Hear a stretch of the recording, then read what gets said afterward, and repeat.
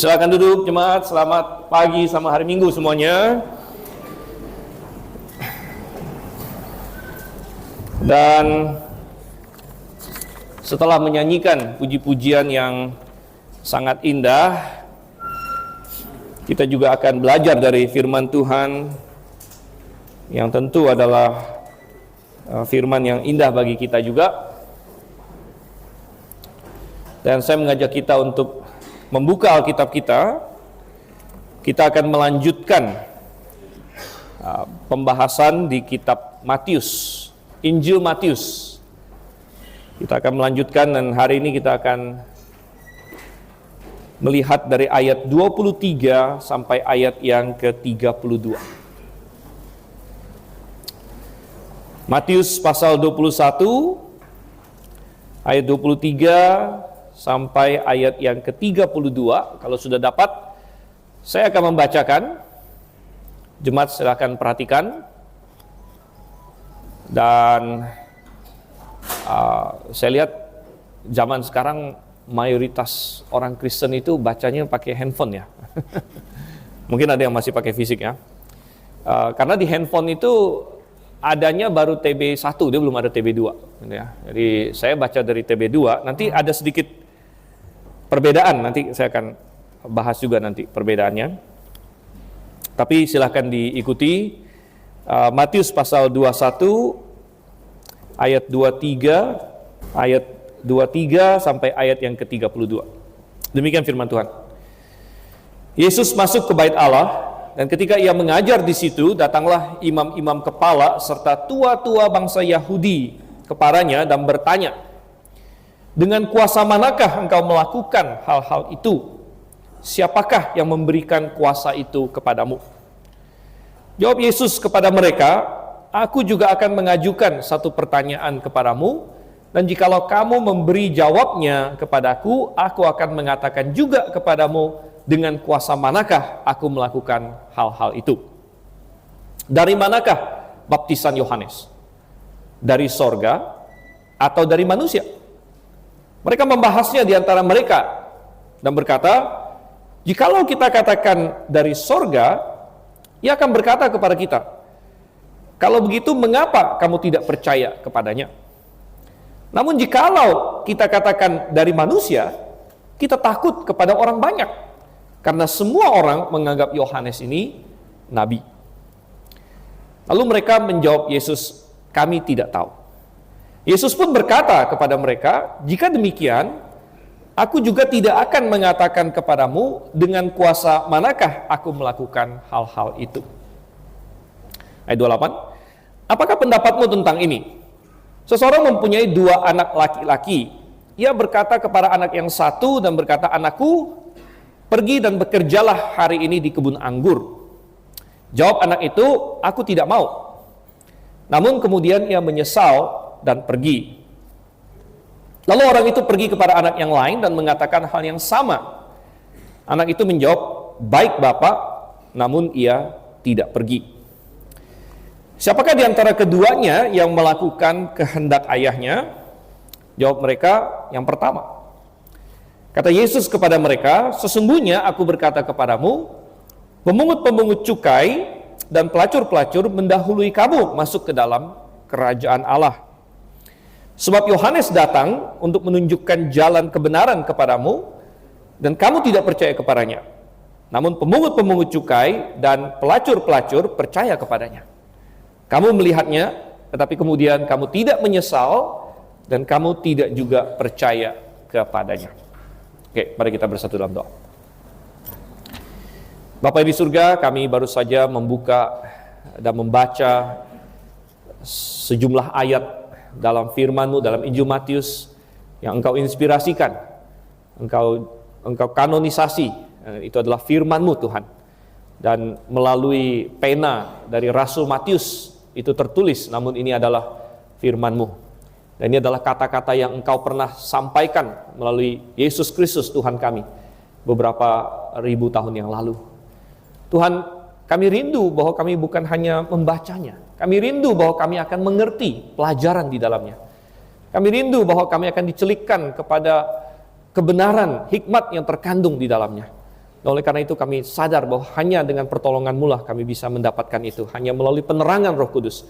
Dan itu yang kami minta saat ini Tuhan. Itu yang kami mohonkan dengan penuh keyakinan bahwa itu berkenan kepadamu dan Engkau akan mengabulkannya kepada kami.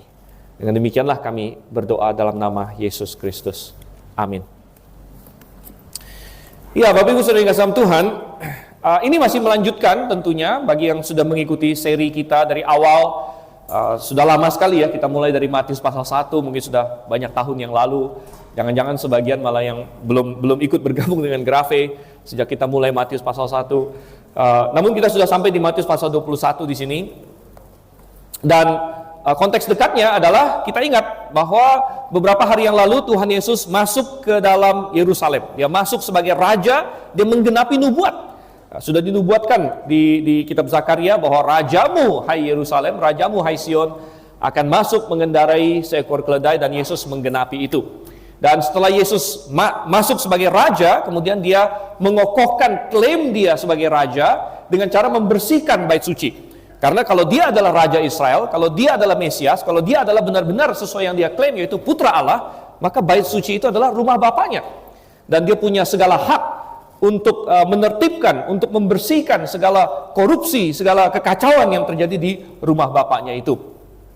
Dan dia mengajar dan orang menerima. Dan saudara kasih Tuhan, pada titik inilah kita mendapatkan di mana Israel harus membuat suatu keputusan. Dan di antara orang Israel sendiri ada yang menerima dia. Ada yang senang dengan yang dia lakukan, ada yang percaya kepadanya. Kita membaca bahwa dia masuk Yerusalem, kemudian dia membersihkan bait suci. Ada anak-anak yang berseru apa? Hosana, Hosana bagi anak Daud. Ya, mereka senang. Ya, tetapi kuncinya bukanlah pada mereka. Kuncinya ada pada pemimpin bangsa itu.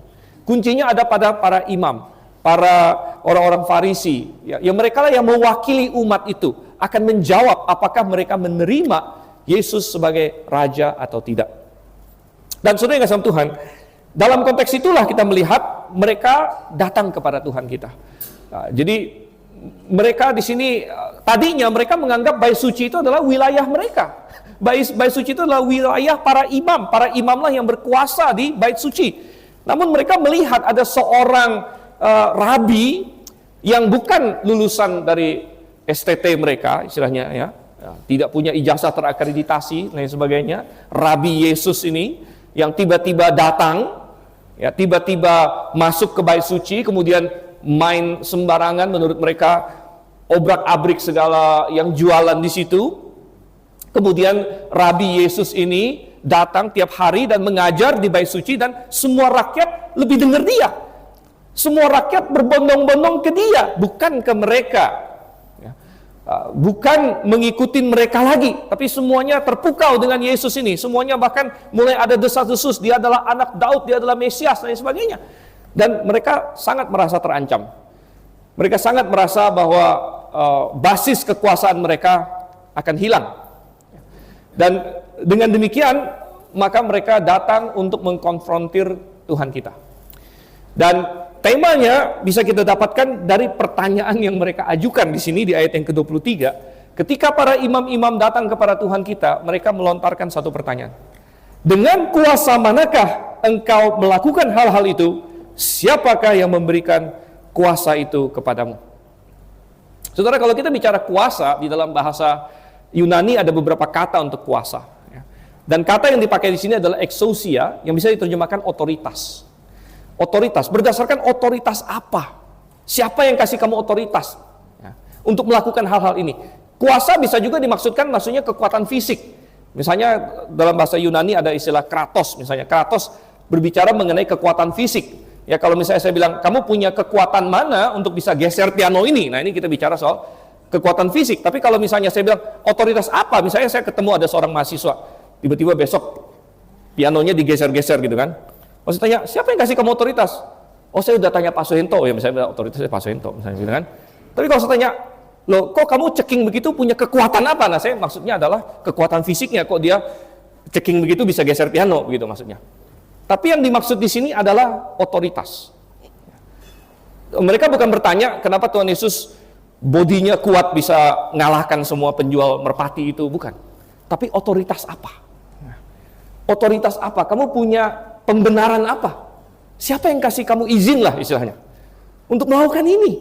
Gitu kan. Padahal bait suci itu kan menurut hukum Taurat itu wilayah imam. Itu wilayah imam. Imam-imam lah yang berhak untuk mengurus bait suci. Lalu kamu siapa? Gitu. Siapa yang kasih kamu izin? Siapa yang kasih kamu otoritas untuk melakukan hal ini? Dan saudara yang kasih Tuhan, saya ingin mengajak kita untuk merenungkan pertanyaan ini, karena ini pertanyaan yang bagus sebenarnya. Pertanyaan para imam-imam ini sebenarnya tidak salah. Bahwa mereka ingin tahu otoritas Yesus datang dari mana, itu dengan sendirinya bukan pertanyaan yang salah. Itu pertanyaan yang bagus kalau mereka menanyakannya dengan motivasi yang benar. Tapi nanti kita akan lihat mereka tidak menanyanya dengan motivasi yang benar. Tapi sebenarnya ini pertanyaan yang sah, pertanyaan yang bagus. Sebenarnya otoritasnya dari mana? Gitu. Dan saya ingin menjadikan ini tema renungan kita. Itu pertanyaan otoritas apa? Otoritas dari mana? Dan kita akan merenungkan pertanyaan ini, kita akan aplikasikan baik ke saat itu maupun ke saat ini. Sehingga kita akan melihat yang pertama, saudara sama Tuhan, saya ajak kita lihat mengenai pertanyaan otoritas dari mana atau otoritas apa. Dan kita merenungkan yang pertama adalah ditanyakan kepada Tuhan Yesus pertama. Ini adalah renungan pertama kita. Tuhan Yesus, mereka bertanya pada waktu itu, dengan otoritas apa? Dengan izin siapa? Dengan dasar apa kamu melakukan hal ini? Nah, kemudian kita melihat di sini bagaimana Tuhan Yesus menjawab mereka. Ya, coba kita lihat ayat yang ke-24, tadi sudah kita baca ya. Bagaimana Tuhan Yesus menjawab pertanyaan ini? Ayat 24. Jawab Yesus kepada mereka, aku juga akan mengajukan satu pertanyaan kepadamu. Dan jikalau kamu memberi jawabnya kepadaku, aku akan mengatakan juga kepadamu dengan kuasa manakah aku melakukan hal-hal itu. Sekilas ada orang yang mungkin berkata, oh apakah Tuhan Yesus mengelak di sini? Ya, Tuhan Yesus ditanya, otoritas kamu apa? Lalu dia sepertinya tidak mau jawab atau tidak bisa jawab. Kemudian dia mengelak dan berkata, oh jawab dulu saya. Kalau kamu jawab maka saya akan kasih jawabannya. Apakah Tuhan Yesus sedang mengelak? Apakah Tuhan Yesus tidak bisa menjawab pertanyaan ini? Oh bukan, saudara.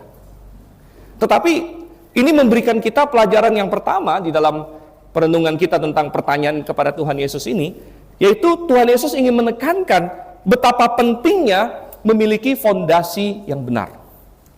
Betapa pentingnya memiliki fondasi yang benar. Tuhan Yesus bukan sedang mengelak, karena sebenarnya tadi kita bilang ini pertanyaan yang bagus kalau ditanya dengan motivasi yang murni. Tapi sebenarnya mereka bukan bertanya dengan motivasi yang murni, karena sebenarnya Tuhan Yesus sudah sering menyatakan kepada mereka otoritas dia. Gitu. Tuhan Yesus sudah sering berkata kepada orang-orang Yahudi, Anda baca di Injil Yohanes dan sebagainya, bahwa dia diutus oleh Bapa di sorga. Bahwa dia adalah roti hidup, dia adalah terang dunia dan sebagainya. Dia sudah sering menyatakan itu. Dia sudah sering menyatakan bahwa dirinya adalah anak manusia dan anak Allah. Jadi dia sudah sering menjawab pertanyaan ini sebenarnya. Tetapi saudara yang kasih Tuhan, yang Tuhan Yesus ingin ajarkan, kenapa dia jawab dengan pertanyaan lagi, adalah untuk membuat mereka berpikir dan mengajar kepada kita betapa pentingnya fondasi. Jadi apapun yang kamu lakukan, apapun yang kamu percayai, apa fondasi kamu? Fondasi ini adalah otoritas kita. Misalnya, saya ambil contoh kontemporer. Misalnya ada seseorang, kita bikin skenario hipotetis. Ya, Grave dikenal, kita punya banyak doktrin ya. Kalau Anda ingin tahu poin-poin doktrin kita, Anda bisa lihat di website graveministry.org. Di situ ada pengakuan iman, ya, poin-poin pengakuan iman kita dan sebagainya. Ada banyak sebenarnya. Ada banyak. Misalnya ada orang datang, misalnya pas seminar atau blog kelas. Misalnya ada orang datang, misalnya seorang perempuan, lalu dia dengar bahwa di Grave ini, misalnya kita mengajarkan perempuan tidak menjadi gembala, ya, perempuan tidak berkhotbah di kebaktian umum. Kita mengajarkan bahwa di dalam rumah tangga suami adalah kepala rumah tangga, istri tunduk kepada suami. Kita mengajarkan itu. Dan mungkin ada seorang perempuan misalnya nih ya, datang, dia marah, misalnya dia seorang feminis, dia seorang yang memperjuangkan menurut dia emansipasi dan sebagainya. Lalu dia datang ke sini. Lalu dia bilang, gitu kan, kenapa, ya, Dr. Stephen, Dr. Suhento, kenapa Grave mengajarkan hal seperti ini? Atas dasar apa? Atas otoritas apa? Mengajarkan bahwa perempuan tidak boleh jadi gembala. Perempuan ini tidak berkhotbah di tempat umum. Atas dasar apa? Ini kan sudah zaman now. Nah, zaman now ya. Ini kan sudah zaman ini Kartini sudah lewat lah berapa ratus tahun gitu. Atas dasar apa? Nah, maka kita bisa menjawab, saya bisa menjawab seperti ini. Oke, Ibu. Sebelum saya jawab, Ibu, saya kasih pertanyaan dulu. Pertanyaannya adalah, ini ceritanya ibu ini orang Kristen misalnya. Ibu percaya Alkitab itu firman Tuhan yang berlaku sepanjang zaman, atau Alkitab itu berlakunya ada kadaluarsanya? Alkitab itu berlakunya sepanjang zaman, atau Alkitab itu berlakunya ada kadaluarsanya? Gitu. Nah mungkin ibu itu akan berpikir, waduh, bentar, ini jebakan atau bukan nih? Gitu kan? Ya, kalau saya jawab Alkitab itu berlaku sepanjang zaman, nanti saya akan disekak nih pakai ayat. Gitu. Tapi kalau saya bilang Alkitab itu berlaku, ada kadaluarsanya, repot kan saya orang Kristen. Masa orang Kristen bilang Alkitab kadaluarsa begitu? Nah mungkin dia akan bilang, saya nggak mau jawab, Bapak jawab saya dulu pertanyaan saya, misalnya begitu. Nah, skenario-skenario seperti ini mirip dengan apa yang Yesus lakukan sebenarnya. Walaupun itu skenario hipotetis, namun tidak hipotetis banget karena memang ada terjadi juga begitu. Dan kita bisa mentransplantasi berbagai skenario lain. Kita bisa masukkan isu-isu lain. Ada orang yang marah, terutama di negara-negara Barat. Kenapa orang Kristen menentang homoseksualitas? Ya, kenapa menentang gay dan lesbian dan sebagainya? Kenapa itu dianggap tidak boleh? Kan itu hanya dua orang saling mengasihi, apa urusannya dengan kamu?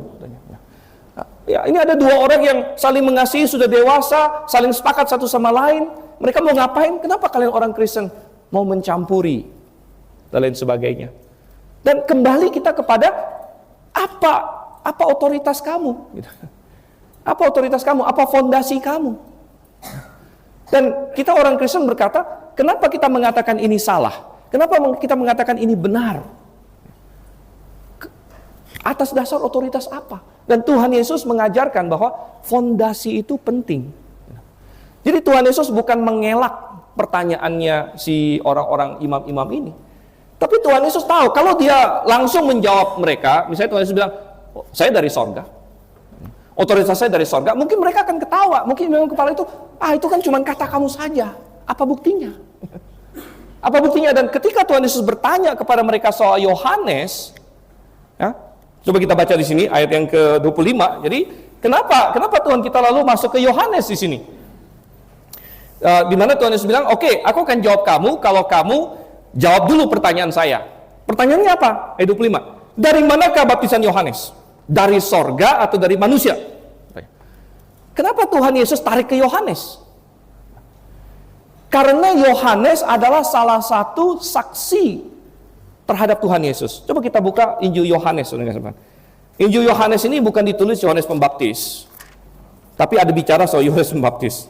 Coba kita buka Yohanes pasal 5. Injil Yohanes ditulis oleh Rasul Yohanes. Ya. Coba kita buka Yohanes pasal 5. Ayatnya yang ke-31 sampai 40 saya akan bacakan. Yohanes pasal 5 ayat 31 sampai 40. Kalau aku bersaksi tentang diriku sendiri, maka kesaksianku tidak benar. Terus bilang, saya tidak bersaksi atas diriku sendiri. Ada yang lain yang bersaksi tentang aku, dan aku tahu bahwa kesaksian yang diberikannya tentang aku adalah benar. Oke, Tuhan Yesus bilang, aku punya saksi-saksi lain. Saksi lainnya apa? 1 ayat 33. Kamu telah mengirim utusan kepada Yohanes, dan ia telah bersaksi tentang kebenaran. Jadi salah satu saksi bahwa Tuhan Yesus itu benar adalah Yohanes. Maksudnya Yohanes ini Yohanes Pembaptis. Ya. Tapi bukan hanya itu saja, kita baca lagi ayat 34. Namun aku tidak memerlukan kesaksian dari manusia, tetapi aku mengatakan hal ini supaya kamu diselamatkan.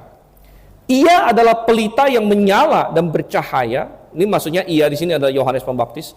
Ia adalah pelita yang menyala dan bercahaya, dan kamu hanya mau menikmati seketika saja cahayanya itu. Namun, aku mempunyai suatu kesaksian yang lebih penting daripada kesaksian Yohanes. Jadi Yohanes Pembaptis bersaksi tentang Yesus, tapi Yesus punya saksi yang lain lagi, yaitu segala pekerjaan yang diserahkan Bapa kepadaku supaya aku menyelesaikannya, pekerjaan itu juga yang kukerjakan sekarang, dan itulah yang memberi kesaksian tentang aku, dan bahwa Bapa telah mengutus aku. Bapa yang mengutus aku, dialah yang telah bersaksi tentang aku. Kamu tidak pernah mendengar suaranya, rupanya pun tidak pernah kamu lihat, dan firman-Nya tidak menetap dalam dirimu, so kamu tidak percaya kepada Dia yang diutusnya. Kamu menyelidiki kitab-kitab suci, sebab kamu menyangka bahwa melaluinya kamu memiliki hidup yang kekal. Walaupun kitab-kitab suci itu memberi kesaksian tentang aku, kamu tidak mau datang kepadaku untuk memperoleh hidup itu. Di sini Tuhan Yesus memberikan minimal dia punya 3 saksi. Ingat, di dalam Alkitab dikatakan segala perkara teguh berdasarkan berapa? 2 atau 3 saksi. Dan Tuhan Yesus berkata, saya punya minimal 3 saksi. 1, kesaksian Yohanes Pembaptis. Walaupun ini kesaksian manusia, dan aku tidak perlu kesaksian manusia, tapi dia bersaksi supaya kalian bisa diselamatkan. Kesaksian yang kedua adalah kesaksian Bapa di sorga. Bagaimana caranya? Dengan memberikan Tuhan Yesus melakukan segala mukjizat itu. Ketika Tuhan Yesus melakukan segala mukjizat itu membuktikan Allah beserta dengan dia. Sebagaimana orang-orang Yahudi sendiri memahami, tidak mungkin ada orang bikin mukjizat seperti ini kalau Allah tidak menyertai dia. Gitu. Jadi ketika Tuhan Yesus melakukan tanda-tandanya, mukjizat-mukjizatnya, itu mengindikasikan Bapa di sorga bersaksi membenarkan Tuhan Yesus. Dan saksi yang ketiga yang dimiliki Tuhan Yesus adalah kitab suci, ya, bahwa dia menggenapi Alkitab. Kalau kamu cek kitab suci, kamu akan menemukan kitab suci bersaksi tentang aku, kata Tuhan. Kamu kira membaca kitab suci saja bisa diselamatkan? Tidak, kamu harus menerimanya. Percuma kalian belajar kitab suci, karena orang Yahudi jago banget belajar kitab suci. Saya pernah bilang bahwa mereka bahkan hitung satu kitab itu ada berapa pasal, berapa ayat, berapa kata, berapa huruf bahkan. Kita saja di CCA kemarin nggak saya tanya tuh di Matius berapa ayat, gitu kan. Mungkin ada yang sudah hitung-hitung.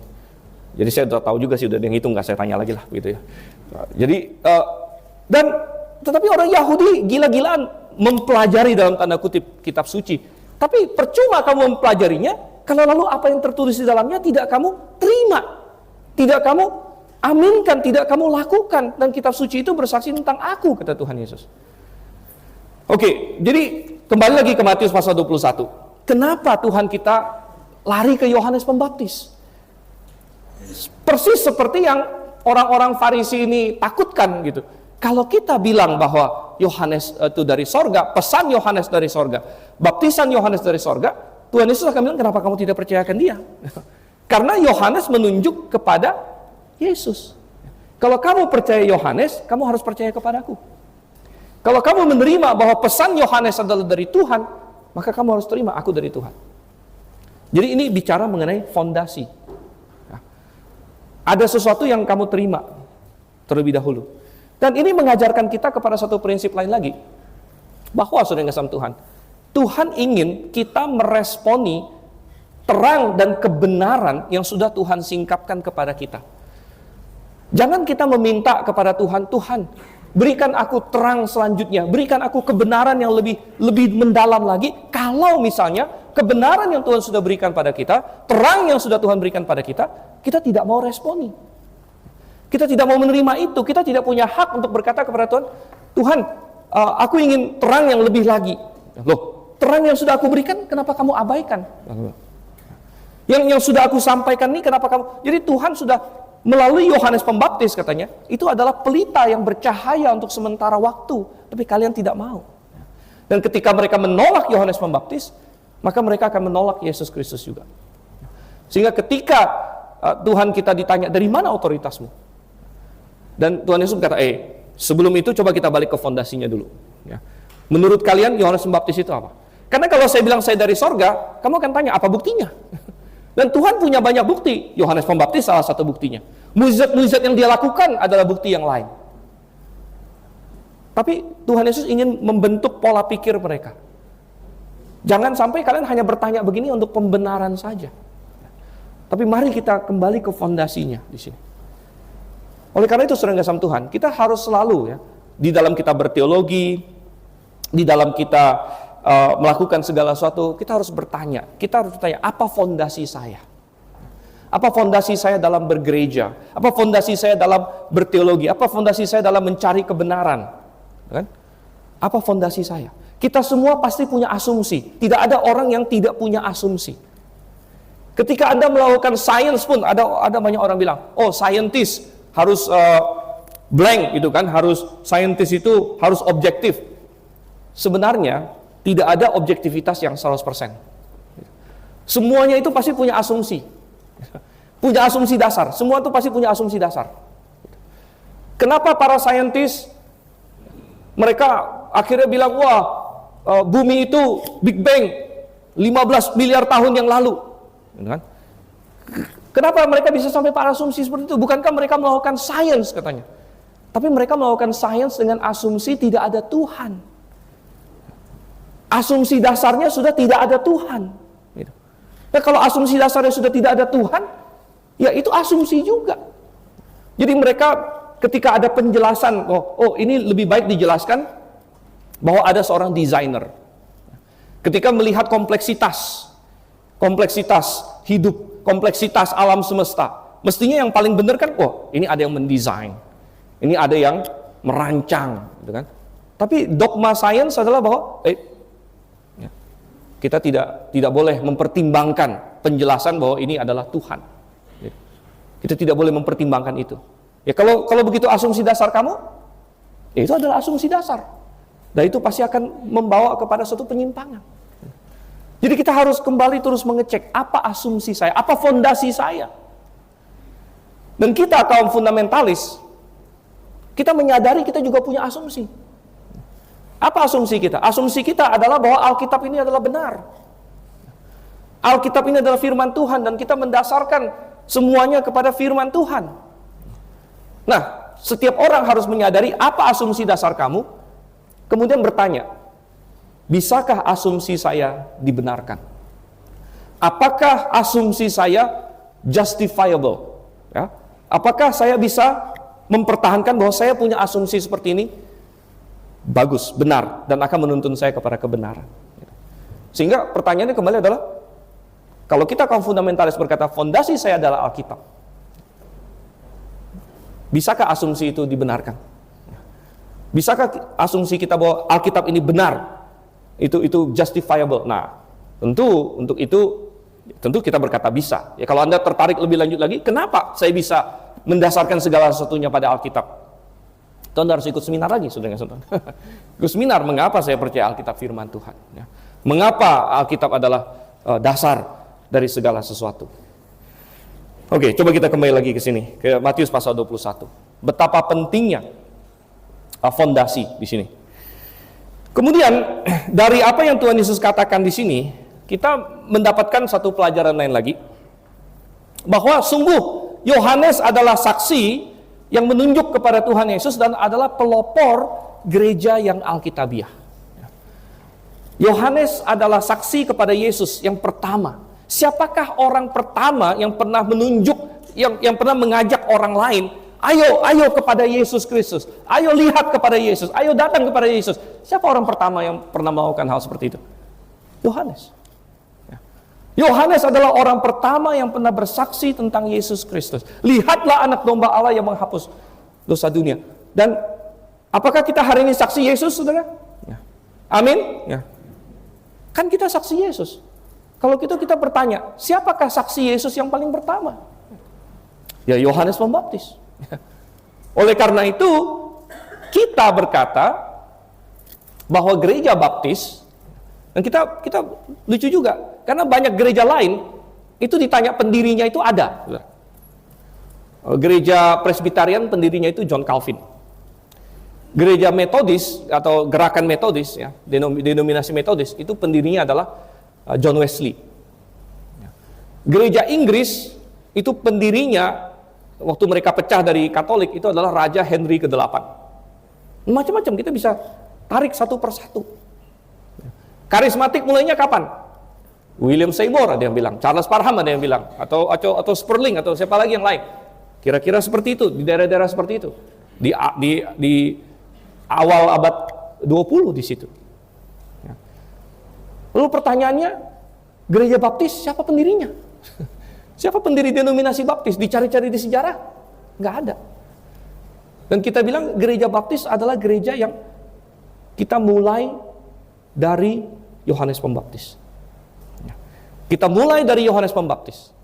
Yohanes Pembaptis adalah pemula gerakan kita. Dia membaptis orang. Kemudian gereja pertama langsung terbentuk dan langsung diserahkan kepada gembala pertama. Gembala pertama adalah Yesus Kristus. Yohanes Pembaptis memulai membaptiskan, ada orang yang bertobat, dibaptiskan, diserahkan kepada gembala yang pertama. Gembala yang pertama juga dibaptis oleh Yohanes Pembaptis, Yesus Kristus. Sehingga Yesus berkata, akulah gembala yang baik. Domba-dombaku mengenal suaraku. Maka tidak heran kalau dalam bahasa Inggris Yohanes Pembaptis itu John the Baptist. Makanya kita namanya gereja baptis, itu John the Baptist, gitu. Yohanes Pembaptis, gitu. Tapi itu kebetulan aja sih, gitu ya. John the Baptist. Jadi kita gereja baptis. Dan John the Baptist adalah, Yohanes Pembaptis adalah orang pertama yang membaptis berdasarkan pengakuan iman. Ketika ada orang Yahudi yang mau datang kepadanya, ya, lalu mau ini, dia bilang, siapa yang bilang kalian bisa lari dari penghukuman? Buktikan dulu kalian orang yang bertobat. Jadi Yohanes hanya mau membaptis orang yang bertobat, yang mengakui imannya. Dan ini adalah salah satu pembeda antara gereja baptis dengan banyak gereja lain. Di mana banyak gereja lain membaptis atau memercik bayi. Sedangkan kita berkata tidak. Sejak dari awal, sejak dari Yohanes Pembaptis, yang dibaptis adalah orang yang percaya. Bukan bayi. Nah, coba kita lihat apa yang Tuhan Yesus katakan tentang Yohanes Pembaptis. Ayat 25 di sini. Dari manakah baptisan Yohanes? Dari sorga atau dari manusia? Kira-kira apa jawaban yang Tuhan Yesus ingin mereka jawab? Dari sorga. Ini adalah yang Tuhan Yesus maksudkan. Kalian ngakuin dong. Kalian harus mengakui bahwa baptisan Yohanes itu dari sorga. Nah, dari situ baru kita bisa bicara. Kalau gitu otoritas saya dari mana? Kalau baptisan Yohanes dari sorga, ya berarti otoritas saya dari sorga juga. Jadi Tuhan Yesus ingin mengarahkan mereka untuk memahami baptisan Yohanes itu dari sorga. Dan ini meruntuhkan banyak sekali teologi hari ini. Karena ada banyak teolog-teolog hari ini yang ingin membedakan dan berkata bahwa baptisan Yohanes Pembaptis itu bukan baptisan Kristen. Kalau Anda membaca buku-buku teologi, ada sebagian yang mengajarkan seperti itu. Mereka akan bilang baptisan Yohanes itu bukan Kristen, itu baptisan perjanjian lama, katanya. Baptisan perjanjian lama. Tapi saudara, Anda baca perjanjian lama, nggak ada baptisan di situ. Lalu mereka berteori bahwa Yohanes Pembaptis membaptis itu meniru baptisan orang Yahudi. Jadi mereka berteori bahwa orang Yahudi punya baptisan. Lalu Yohanes Pembaptis meniru baptisan Yahudi. Tetapi berdasarkan apa yang Tuhan Yesus katakan, tidak. Kalau Yohanes hanya sekedar meniru baptisan Yahudi, maka orang-orang Farisi dengan gampang bilang, ya baptisan manusia lah orang dia niru kami kok, begitu. Tapi tidak. Mereka tahu bahwa jawaban yang benar adalah dari sorga sebenarnya, cuman mereka tidak mau mengucapkan itu.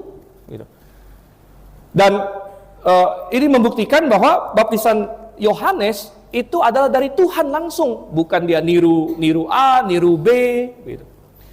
Nah, kenapa ada banyak orang salah paham dengan baptisan Yohanes?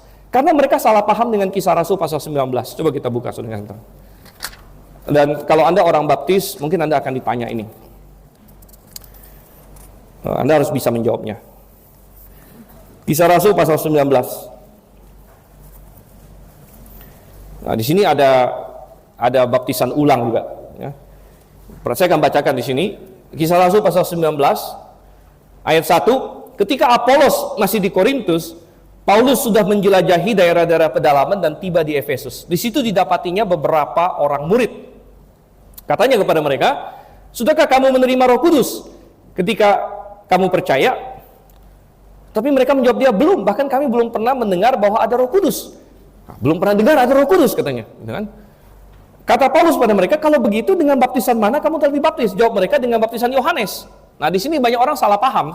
Seolah-olah mereka melihat, di sini kan berarti baptisan Yohanes itu ada something wrong, ada yang masih kurang lah, begitu. Dengan baptisan Yohanes itu, kesimpulan mereka seperti itu. Tapi ini kesimpulan yang salah. Karena kenapa? Yang bermasalah bukan Yohanes, yang bermasalah adalah orang-orang ini, gitu. Karena mereka menerima baptisan Yohanes, tapi kemudian berkata, kami tidak pernah dengar Roh Kudus. Padahal yang dicatat dalam Injil, ketika Yohanes berkhotbah, dia bilang soal Roh Kudus. Dia jelas-jelas menunjuk, dia bilang, aku membaptis dengan air, akan datang Dia yang setelah aku, yang aku tidak layak untuk membuka kasutnya, dia akan membaptis dalam Roh Kudus dan dalam api, atau dengan Roh Kudus dan dengan api. Jadi Yohanes berkhotbah tentang Yesus, Yohanes berkhotbah tentang Roh Kudus. Loh, kok ada orang di sini katanya dibaptis dengan baptisan Yohanes, nggak pernah dengar Roh Kudus? Masalahnya bukan di Yohanesnya, masalahnya ada pada mereka. Mereka mungkin termasuk yang ikut-ikutan dibaptis oleh Yohanes pada waktu itu. Nah, kemudian apa kata Paulus di ayat yang keempat? Perhatikan. Apakah Paulus merendahkan baptisan Yohanes? Apakah Paulus bilang, oh kalian sih dibaptis Yohanes, makanya kurang afdol, baptis lagi? Tidak.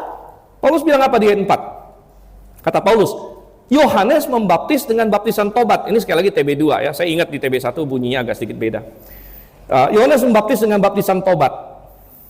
Lucu juga ya TB2 sini.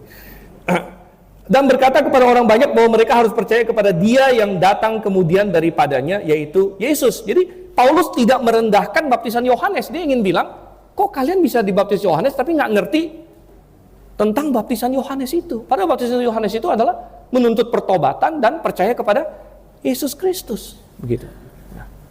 Sehingga akhirnya kalau kita baca terus, mereka dibaptis ulang, bukan karena baptisan Yohanes ada masalah, tapi karena mereka ini yang sebenarnya disinyalir dan dideteksi oleh Paulus belum ngerti apa-apa waktu dibaptis oleh Yohanes.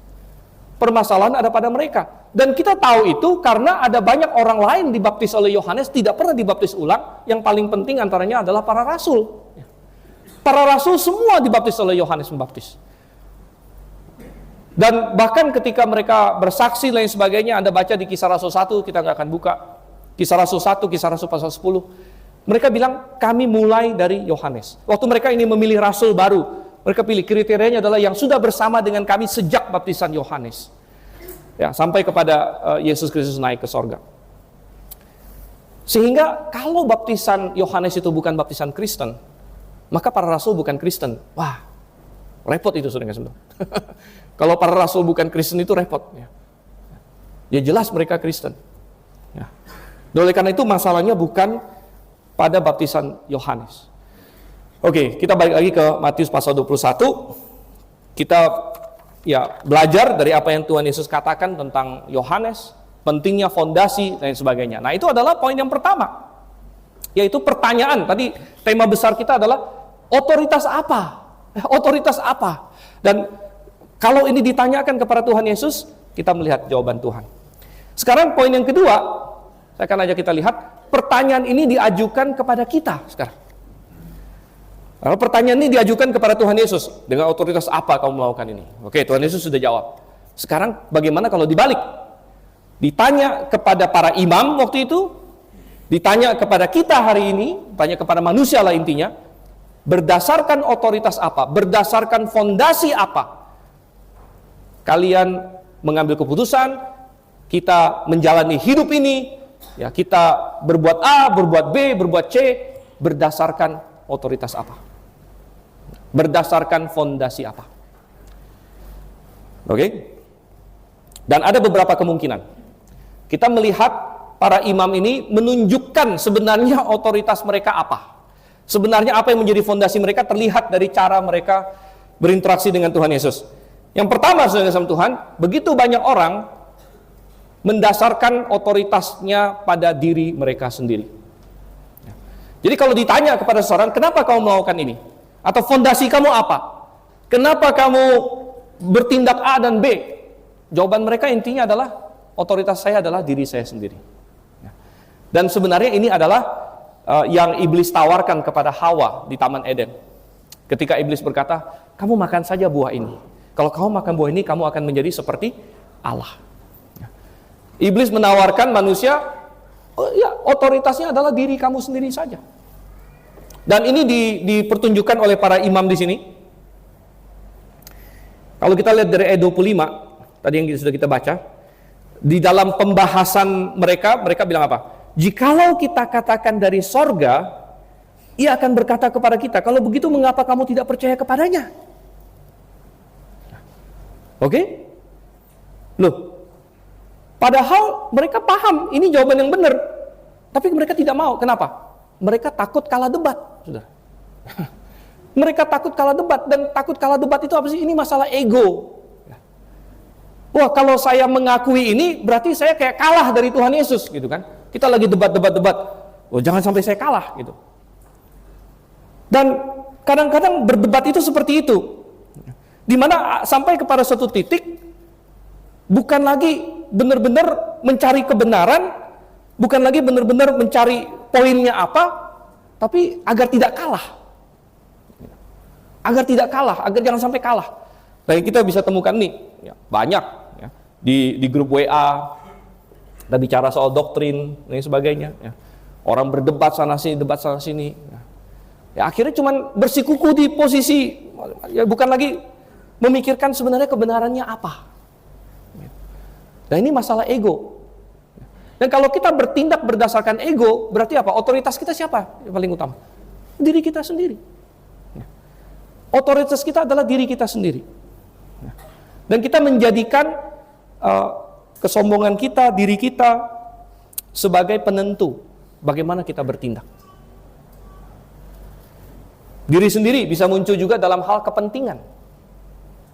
Kalau kita memperjuangkan kepentingan, tadi kita bilang, kenapa para imam ini tidak mau menerima Tuhan Yesus? Kenapa mereka tidak mau kalah debat dengan dia? Karena dia punya kepentingan. Mereka punya kepentingan, mereka ingin mempertahankan basis power mereka, basis kuasa mereka. Mereka tahu bahwa Tuhan Yesus banyak menyindir mereka. Tuhan Yesus menyatakan kesalahan-kesalahan mereka, borok-borok mereka. Dan kalau mereka membiarkan Tuhan Yesus begitu saja, mereka takut. Ya, mereka takut mereka akan kehilangan kuasa. Mereka takut mereka bukan lagi dihormati menjadi pemimpin bangsa itu. Mereka sudah melihat bagaimana Tuhan Yesus membersihkan bait suci, sehingga salah satu basis ekonomi mereka hilang dan lain sebagainya. Jadi mereka punya kepentingan. Dan kepentingan mereka ini menyebabkan mereka menentang kebenaran. Menyebabkan mereka tidak mau menjawab Tuhan Yesus dengan tulus. Kalau Anda mulai ditanya sesuatu mengenai suatu kebenaran, lalu yang Anda pikirkan bukan masalah benar tidaknya, tapi malah hal-hal lain gitu. Masalah kalau saya jawab begini, kepentingannya apa? Kalau saya jawab begini, kepentingannya apa? Maka ketahuilah, Anda bukan lagi berdasarkan kebenaran kalau begitu. Anda sudah berdasarkan kepentingan. Dan kenyamanan dan hal-hal lain. Anda bukan lagi bertanya, benar tidak sih? Benar tidak sih Alkitab bilang seperti itu? Dan ini adalah bagian dari menjadikan diri sendiri sebagai otoritas. Ya. Diri sendiri sebagai otoritas. Apalagi bentuk-bentuk orang yang menjadikan diri sendiri sebagai otoritas. Bentuk lain adalah ketika kita mengangkat pengalaman-pengalaman kita dan perasaan kita sebagai standar. Pengalaman sebagai standar. Lebih daripada firman Tuhan. Nah, ini juga menjadikan diri sendiri sebagai otoritas. Dan ini sangat disayangkan banyak terjadi di kalangan yang sangat meninggikan pengalaman-pengalaman seperti itu. Dimana kalau kita bilang, oh berdasarkan Alkitab, bahasa lidah sudah berhenti. Bahasa lidah sudah berhenti. 1 Korintus 13 berkata ketika yang sempurna. Dan sebenarnya kata sempurna di situ, toteleon, itu paling cocok diterjemahkan yang lengkap sebenarnya di situ. Ketika yang lengkap datang, maka yang tidak lengkap akan berakhir. Oke, selesai. Bahasa lidah sudah selesai. Dan ketika bahasa lidah ada pun, di dalam Alkitab begitu jelas Tuhan larang. Tuhan bilang, kalau ada yang berbahasa lidah, harus paling banyak 2 atau 3 orang. Harus satu persatu, tidak boleh rame-rame sekaligus, berdua sekaligus. Harus satu persatu, paling banyak 2-3 orang. Harus ada yang menerjemahkan dan tidak boleh perempuan. Lalu datanglah seorang perempuan dari gereja seperti itu misalnya, dia langgar semua. Gitu. Dia sudah perempuan berbahasa lidah, rame-rame, satu gereja, sabrek-abrek langsung. Gitu. Tidak ada yang ngerti dan tidak diterjemahkan. Tapi kalau kita bilang, loh berdasarkan Alkitab itu salah, itu bukan dari Tuhan. Tapi saya mengalami, gitu kan? Nah, kamu belum merasakan, kamu belum dijamah oleh Roh. Memang jangan sampai dijamah, gitu, ya, gawat juga kalau dijamah-jamah. Kamu belum dijamah oleh Roh, kamu belum mengalami. Jadi menurut kamu itu benar karena kamu sudah mengalami. Gitu. Ya. Karena ada suatu pengalaman, ada suatu perasaan. Ya, ketika saya melakukan itu, Anda tahu hati saya begitu damai, saya sampai nangis, yang biasanya saya nggak pernah nangis, tiba-tiba saya nangis. Jadi ada suatu euforia, ada suatu pengalaman yang luar biasa. Wah, ini, jadi saya tahu itu dari Tuhan. Oke, kita bilang. Bagaimana kalau ada orang punya pengalaman begitu dari agama lain? Orang Buddha bisa saja punya pengalaman seperti itu juga, yang bikin dia nangis segala macam. Orang Islam juga bisa, dia punya pengalaman seperti itu, dia bikin dia nangis lah, bikin apalah, ketemu mukjizat. Semua banyak agama bilang dia punya pengalaman. Kalau semuanya berdasarkan pengalaman, berarti semuanya benar dong. Gitu. Ataukah kita berkata, nah sekali lagi, kembali lagi ke poin tadi, fondasi, apa otoritas kita?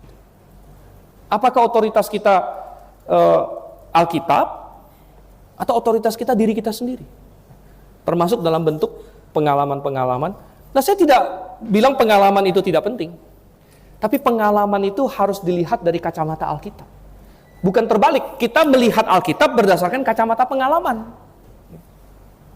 Tapi kita melihat pengalaman berdasarkan kacamata Alkitab. Itu yang benar. Coba kita balik lagi ke dalam Matius pasal 21. Oke, bagaimana kalau pertanyaan ini ditujukan kepada kita kan? Otoritasnya apa? Dasarnya apa? Fondasinya apa? Tadi satu kita bilang, bisa banyak orang, diri sendiri adalah otoritas. Lalu yang kedua, apalagi yang sering dijadikan orang otoritas? Yang sering dijadikan orang otoritas adalah orang lain. Kalau bukan diri sendiri berarti orang lain. Orang lain dalam pengertian ini macam-macam. Orang lain itu bisa berarti seorang yang dia idolakan. Ya. Nah, sekarang kan ada banyak, udah bukan malu-malu lagi, karena judulnya saja sudah idol, saudara. Pernah dengar kan? Indonesian Idol. Ya, idol itu apa sih? Idola, idol. Idol itu sebenarnya artinya berhala, saudara. Itu arti kata idol dalam bahasa Inggris. Idol itu sebenarnya bahkan dari Yunaninya eidon, ya sebenarnya barang yang dilihat. Ya, itu arti idol sebenarnya. Jadi itu berhala. Indonesian Idol, berhala Indonesia. Coba diterjemahkan, pasti pada kaget semua. Ya. American Idol, berhala Amerika. Waduh. So, banyak orang menjadikan orang lain sebagai otoritas dia. Ya. Oke, saya ngikutin kata si A, kata si B. Dan yang paling sering adalah mengikuti kata semua orang. Jadi suara mayoritas. Nah, ini terlihat juga di dalam para imam-imam ini. Coba kita lihat ayat 25 di sini. Ayat 26. Tadi 25 kan dia bilang, kalau kita ngaku dari sorga, nanti disekak. Oke, sekarang ayat 26. Namun, jikalau kita katakan dari manusia, kita takut kepada orang banyak. Jadi mereka juga tidak mau bilang ini. Kenapa? Karena mereka takut kepada orang banyak. Jadi teologi mereka adalah teologi yang dibentuk dari takut akan orang banyak. Kita nggak akan bilang yang seperti ini karena orang banyak akan marah, kita akan tidak disenangi. Jadi kita tidak akan bilang seperti ini. Wow. Tapi begitu banyak orang hari ini mendasarkan otoritas dia kepada mayoritas. Saya akan ikut mayoritas. Saya akan ikut ya pokoknya yang sedang populer, ya. yang di dunia ini sedang hot. Gitu. Ya, kalau seperti itu, maka kita seperti buluh yang digoyang angin. Yang Tuhan Yesus bilang, ngapain kamu ini kan? Kamu melihat Yohanes Pembaptis, ngapain? Bukan melihat buluh yang sedang digoyang angin. Ya. Makanya kita ini adalah pengikut-pengikut, ya. Pendahulu kita Yohanes Pembaptis yang teguh berdiri di sini, mengikuti arus zaman, diombang-ambingkan akhirnya. Kebetulan sekarang LGBT lagi ngetren, ya udah kita ikut LGBT. Nah, nanti besok apa lagi ngetren, ya kita ikut saja. Oh saudara, tidak demikian. Jadi seharusnya otoritas kita apa? Seharusnya otoritas kita apa? Coba kita buka 2 Timotius. 2 Timotius pasal 3 ayat 15 sampai 17. Seharusnya otoritas kita adalah Tuhan tentunya. Karena kita bilang kita percaya sama Tuhan, dan Tuhanlah yang berhak mengatur kita sebenarnya. Oke, kita bilang otoritas kita Tuhan, tapi Tuhannya lewat gimana? Tuhannya adalah lewat firman Tuhan. Lewat firman Tuhan. 2 Timotius 3 ayat 15 saya bacakan. Ayat sampai 17, ingatlah juga bahwa sejak kecil engkau sudah mengenal kitab suci yang dapat memberi hikmat kepadamu dan menuntun engkau kepada keselamatan melalui iman kepada Kristus Yesus. Seluruh kitab suci diilhamkan Allah dan bermanfaat untuk mengajar, untuk menyatakan kesalahan, untuk memperbaiki kelakuan, dan untuk mendidik orang dalam kebenaran. Dengan demikian, tiap-tiap manusia kepunyaan Allah diperlengkapi untuk setiap perbuatan baik. Ini salah satu ayat dari banyak ayat yang menyatakan kepada kita bahwa otoritas tertinggi bagi orang Kristen, harus adalah firman Tuhan. Karena firman Tuhan ya berarti Tuhan. Ini adalah instruksi dari Tuhan. Bukan berarti ini Tuhan, ya jangan salah. Dr. Stephen mengajarkan ini Tuhan, bukan. Tapi ini menyatakan kehendak Tuhan. Ini menyatakan perintah Tuhan. Sehingga kalau kita mau ikut Tuhan, ya kita ikut apa kata firman Tuhan. Ini adalah otoritas kita. Balik lagi ke dalam Matius pasal 21, saudara Tuhan. Dan kita masuk kepada poin yang ketiga dan yang terakhir. Tadi poin yang pertama adalah otoritas apa ditanyakan kepada Tuhan Yesus. Yang kedua, otoritas apa ditanyakan kepada manusia, kepada imam-imam, kepada kita juga hari ini. Dan yang ketiga, pertanyaan otoritas apa? Ya. Ini ditanyakan kepada kita lagi, tapi dengan sedikit diubah, ya. Yaitu benarkah, sungguhkah yang kamu bilang otoritas kamu itu benar-benar kamu jalankan? Nah, ini Tuhan Yesus nyatakan dari ayat 28 sampai ayat 32 dari Matius pasal 21. Di mana Tuhan kita memberi suatu perumpamaan tentang 2 orang anak. Dan saya yakin kalau Anda tadi mengikuti, Anda akan menemukan ada sedikit perbedaan dari yang saya baca dengan yang di Alkitab, benar ya? Terbalik kan? Kalau yang di TB1 anak pertama itu yang bilang pergi tapi nggak pergi gitu. Ya, anak kedua yang bilang nggak mau pergi tapi pergi. Nah, yang tadi saya baca terbalik. Anak pertama bilang tidak mau pergi tapi kemudian menyesal dan pergi. Nah, kenapa bisa ada perbedaan begini? Ini karena TB1 itu mengikuti critical text edisi lama. Ya. Sedangkan yang benar TR yang benar di KJV itu yang seperti TB2.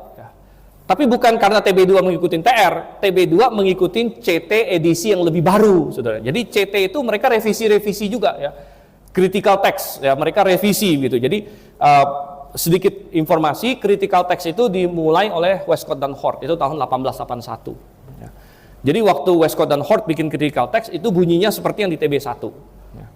Tapi kemudian kalau TR enggak, TR sudah dari dulu seperti ini. Anda baca King James, dia urutannya seperti yang tadi saya baca, gitu ya. Nah, lalu di dalam perjalanan ini dari 1881 sampai hari ini, CT itu sudah direvisi banyak kali. Bahkan yang terbaru sudah nomor 28, saudara. Sudah revisi 28 kali, begitu. Ya. Yang terakhir itu teks Nestle Aland edisi 28. Ya. Jadi di tengah-tengah di situ mereka switch ngikutin TR, gitu, untuk yang porsi yang satu ini. Ya. Makanya TB2 akhirnya bunyinya konsisten dengan TR di sini karena CT-nya juga sudah berubah mengikuti TR di sini. Oke. Tapi sebenarnya prinsipnya sama. Ya, prinsipnya sama, cuma diubah urutannya, apakah anak pertama yang lebih benar atau anak kedua yang lebih benar. Intinya Tuhan Yesus ingin mengajarkan bahwa kamu bilang kamu ada di bawah otoritas, benar nggak sih? Itu cuma omongan mulut saja atau benar-benar dilakukan gitu loh, ya. Ada seorang anak diperintah bapaknya pergi ke sana. Iya, katanya, ya. Enggak gitu ya. Apa gimana gitu ya. Iya, benar, oke gitu ya. Tapi nggak dilakukan gitu. Nah, apakah dia benar-benar taat? Apakah dia benar-benar di bawah otoritas bapaknya kalau begitu? Kan tidak gitu. Walaupun bunyinya, kata-katanya sepertinya ia mengiyakan, tapi pada realitanya tidak.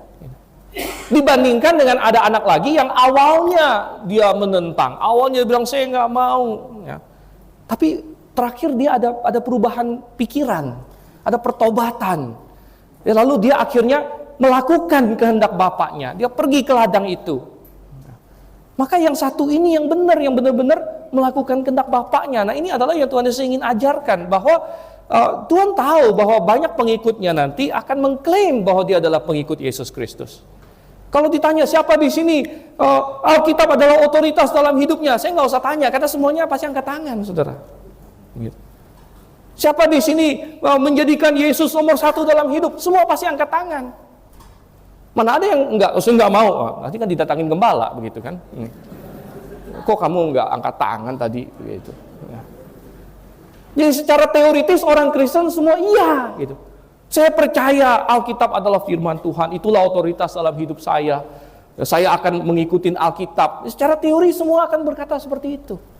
Ya. Tapi yang Tuhan Yesus ingin tekankan adalah, jangan cuma ngomong doang. Kalau kamu bicara seperti itu, namun lalu dalam hidupnya tidak melakukan, sama saja tidak.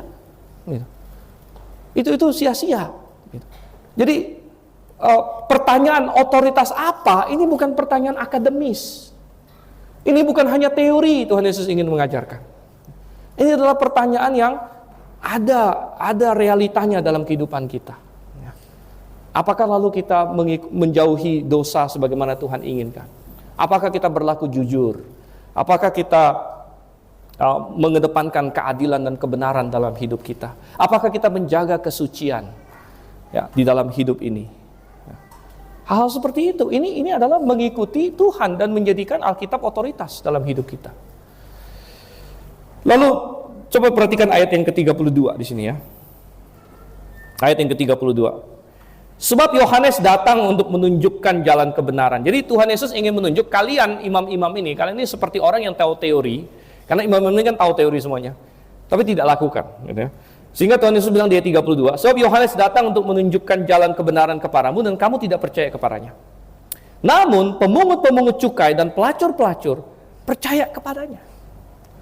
Kamu melihatnya, tetapi kemudian kamu tidak menyesal dan kamu tidak juga percaya kepadanya. Apa yang bisa kita pelajari di sini? Ada beberapa hal, antara lain bahwa semua orang butuh keselamatan. Para imam yang kelihatannya seperti orang baik, mereka butuh keselamatan juga karena mereka orang berdosa juga. Pemungut-pemungut cukai yang dibenci oleh orang Israel waktu itu, dan memang mereka ada kesalahan juga karena pemungut cukai waktu itu bukan berarti seperti anak buah Sri Mulyani hari ini, bukan ya? Nah, pemungut cukai pada waktu itu orang-orang yang mengkhianati bangsa mereka, kemudian bersekutu dengan Roma, kemudian menarik pajak dengan cara membesar-besarkan. Gitu. Jadi keuntungan mereka itu adalah dari lebihnya. Jadi Roma akan bilang, pemungut pajak wilayah Yeriko, ya, pungut 1 tahun sekian. Nah, lalu dia boleh pungut 1 tahun sekian. Dia yang tahu kan siapa yang kaya, pungut lebih banyak, siapa yang ini pungut lebih banyak. Kemudian upah dia apa? Upah dia adalah pokoknya kamu pungut, lebihnya punya kamu. Gitu. Kira-kira insentifnya bagaimana kalau gitu? Ya pasti dia banyak-banyakin kalau gitu kan. Nah, jadi dia ini, karena apa? Sisanya buat dia. Oleh karena itu mereka sangat benci dengan pemungut cukai. Dan orang-orang ini memang ada salahnya juga. Lalu siapa lagi? Pelacur-pelacur. Ya pelacur jelas salah memang. Jelas salah. Ya tetapi Tuhan Yesus ingin mengajarkan, oke, pemungut cukai dan pelacur kamu tahu itu salah dan perlu diselamatkan. Kalian juga perlu diselamatkan. Imam-imam kepala dan ahli-ahli Taurat ini juga butuh Tuhan Yesus, juga butuh keselamatan, bukan hanya pemungut cukai dan pelacur. Dua-duanya butuh keselamatan. Tetapi yang mau menerima keselamatan itu justru yang pemungut cukai dan pelacur ini. Yang kalian merasa kalian tidak perlu keselamatan. Nah, ini akhirnya kamu tidak akan diselamatkan kalau begitu. Dan tentu sangat indah di sini kita melihat bahwa ternyata pemungut-pemungut cukai dan pelacur pun bisa diselamatkan. Mereka pun bisa diselamatkan. Mengenai dosa, ada 2 kebohongan yang iblis sering taruh kepada manusia. Ya, dosa apapun lah, misalnya dosa perzinahan, dosa percabulan, atau dosa korupsi, atau dosa yang lain. Ada dua jenis kebohongan yang iblis taruh. Terserahlah kamu mau makan yang manapun, dua-duanya pancingannya iblis gitu ya. Yang kebohongan pertama, iblis akan bilang dosa itu nggak terlalu masalah. Kamu berdosa no big deal. Ya. No big deal, lakukan saja, toh semua orang lakukan, toh sesekali doang kok. Dan ini adalah kebohongan. Ya. Inilah kebohongan. Ya. Dan dia mencoba untuk membuat kita berpikir, nggak masalah lah ya, dosa sebentar. Ya. Tapi kebohongan yang kedua yang juga sangat berbahaya adalah kalau orang sudah ada di dalam dosa. Jadi kebohongan pertama itu ditawarkan kepada orang yang masih relatif menjaga kesucian. Orang relatif menjaga kesucian, kebohongan iblis adalah nggak apa-apa dosa dikit-dikit, dosa itu nggak ada masalah dan sebagainya. Tapi terhadap orang yang sudah di dalam dosa, maka kebohongan iblis yang kedua adalah sudah terlambat bagi kamu. Sudah terlambat bagi kamu, sudah kepalang basah, nggak usahlah kamu mikir kesucian lagi, kamu sudah kotor kok. Kamu sudah terjerembab, kamu sudah dalam kubangan. Ngapain lagi kamu mikirin mau suci, sok suci, kamu nggak suci lagi kok. Gitu. Nah ini adalah kebohongan juga. Gitu. Jadi kebohongan yang mana tergantung iblis lagi berhadapan dengan siapa. Gitu. Dan entah Anda termakan oleh yang pertama, Anda sedang mencoba menjaga kesucian, lalu dibohongin iblis, nggak apa-apa itu mah, ini masalah kecil, sekali dua kali nggak apa-apa, dan Anda akhirnya jatuh. Ya. Atau Anda sedang dalam posisi kedua, Anda tahu bahwa saya sebenarnya salah, saya ada dalam dosa, saya ada dalam suatu belenggu, dan iblis akan bohongin Anda dan berkata, ya sudah, itu Anda sudah kepalang basah, gitu. Anda sudah tanggung, ya. Ngapain lagi kamu mengejar kesucian? Ngapain lagi kamu mengejar kekudusan? Ini udah lanjut aja. Gitu. Dan banyak orang putus asa karena begitu, dia berpikir kalau dia jatuh tanggung, udah jatuh. Tidak, sudah. Semua orang bisa jatuh. Tapi pengudusan itu ada di dalam diri Yesus Kristus. Dan Tuhan mendatangkan pengudusan kepada orang percaya. Dan Tuhan berkata bahwa keselamatan disediakan. Dan bagi setiap orang Kristen yang sudah lahir baru, Tuhan ingin kita mengejar kekudusan. Hidup di bawah otoritas Tuhan, mengejar kekudusan. Jangan pikir, saya sudah jatuh, kadung basah, sekalian aja. Enggak ada pemikiran seperti itu. Enggak ada istilah sekalian-sekalian. Kalau kita jatuh, bangkit. Kalau kita jatuh, langsung menyesal, bilang sama Tuhan, mengaku.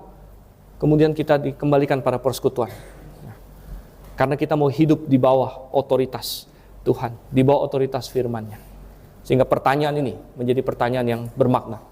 Otoritas apa? Otoritas apa dalam hidup Anda? Mari kita bersatu dalam doa.